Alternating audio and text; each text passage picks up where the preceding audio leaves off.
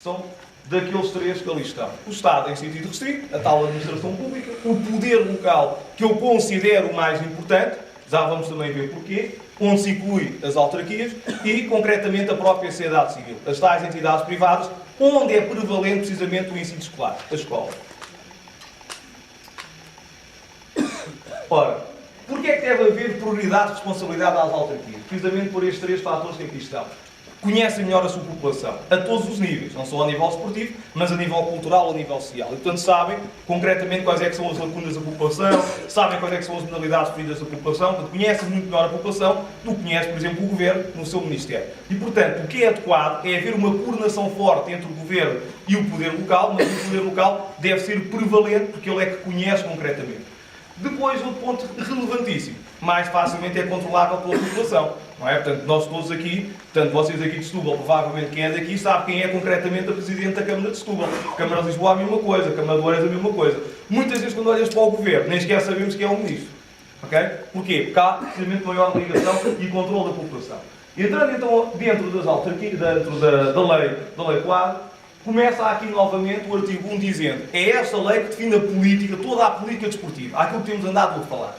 Número 2 e número 3. Número 2 que fala concretamente, novamente, da universalidade e igualdade, não podemos avançar, mas é a mesma coisa que na Constituição, reforçado aqui. Reparem a questão, aqui há um erro, é o princípio da ética desportiva. Reparem mais uma vez a importância dos benefícios precisamente que o desporto traz, portanto, todos os que aqui estão. Não é? Portanto, a verdade esportiva, a defesa do espírito competitivo, a formação integral de todos os participantes, portanto, aquilo que falávamos há pouco. E por isso é que é importante o tal apoio das entidades públicas, nomeadamente das autarquias.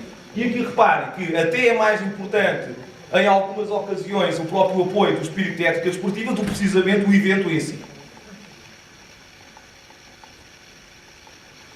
Artigo 4. Relacionado precisamente em diminuir a diferença entre determinados municípios e determinados territórios, propriamente ditos, e por isso é que deve haver uma coordenação e uma identicidade entre o território inteiro. Ora, o desporto serve precisamente, reparem que estamos a falar da Lei Quadro, serve precisamente para igualar mais as zonas urbanas, as zonas do interior, as zonas mais envolvidas e as menos envolvidas. Cá está, o desporto é um ponto importante. Está inclusive também feito um estudo que indica que normalmente quem pratica mais desporto é normalmente o nível social mais elevado. Portanto, aqueles que normalmente são no nível social menos elevado, e neste caso aqui falando das aldeias do interior, dos municípios do interior, normalmente não participam tanto de desporto. Porquê? Porque se entende que há outras coisas mais importantes. Já vimos que não é bem verdade.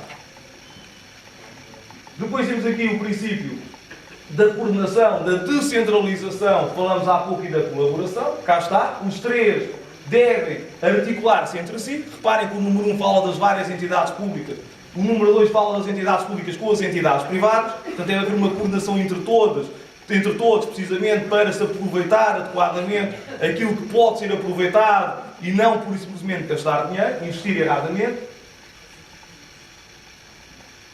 Temos aqui o artigo 6º, que vem precisamente mais uma vez defender que deve haver o desenvolvimento de políticas públicas por parte das autarquias, indicar aqui umas formas de desenvolvimento. Reparem que são aquelas políticas que falámos há pouco, as infraestruturas, o desenvolvimento formativo. E este ponto importantíssimo que está aqui, tornar o desporto um hábito de vida perfeitamente normal, incluído, não um hábito de vida que para mim é um sacrifício, mas sim é uma vontade. Eu tenho vontade de ter aquela rotina, tenho vontade de praticar desporto. Inclusive importantíssimo aquilo que falávamos também há pouco, isto é, tem que haver possibilidade de praticar desporto, mesmo integrado com a minha família. Portanto, isto é, não posso praticar desporto e ao mesmo tempo que vou praticar desporto não consigo estar com a minha família, por exemplo, ou não consigo ir trabalhar. Portanto, tem que haver aqui uma possibilidade de eu, cidadão, conseguir fazer tudo.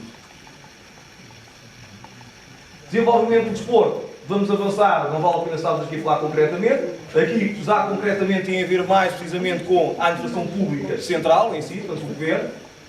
Vamos avançar, estamos a escassear de tempo. E cá está a política de infraestruturas. Se vocês olharem bem aqui no número 1, reparem como é que deve ser feita a política de infraestrutura.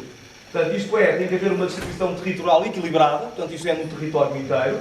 Tem que haver valorização do ambiente e valorização urbanística. Cá está, eu poder morar num bairro que me é agradável e poder aproveitar adequadamente o meu meio ambiente. É muito mais agradável viver num sítio como este do que viver num bairro onde pura e simplesmente há betão.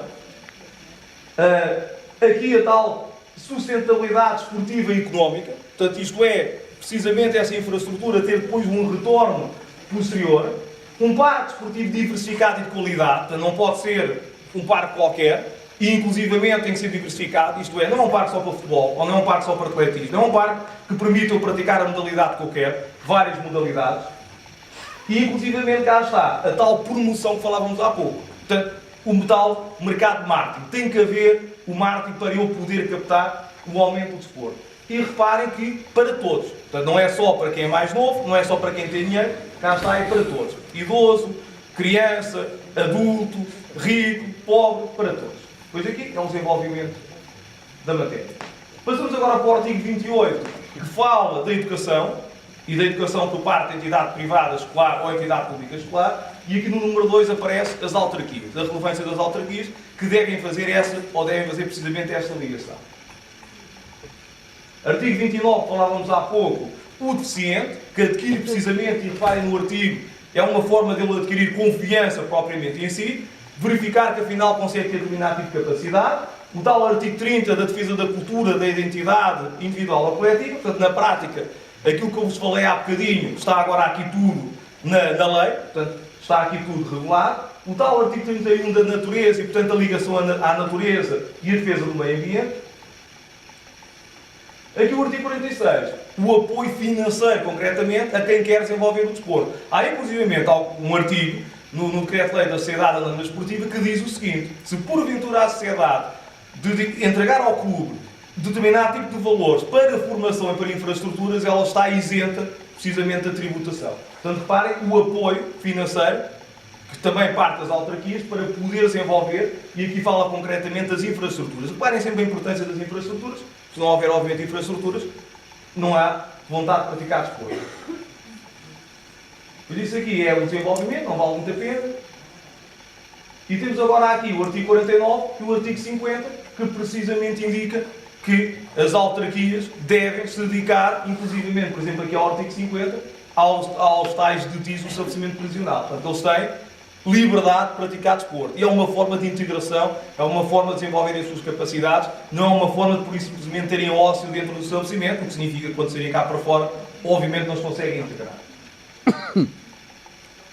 Pronto, essa é a matéria, então, relativa à lei de base. Rapidamente, estamos a acabar.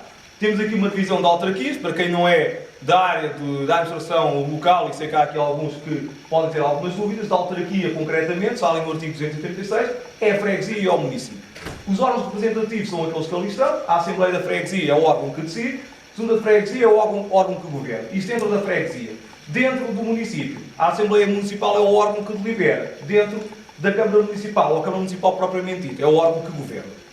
Isso um bocadinho idêntico, para facilitar a compreensão, à Assembleia da República e ao Governo. Portanto, o Governo não decide nada, o Governo aplica, quem decide concretamente é depois da Assembleia da República. Por isso é que estou a falar da maioria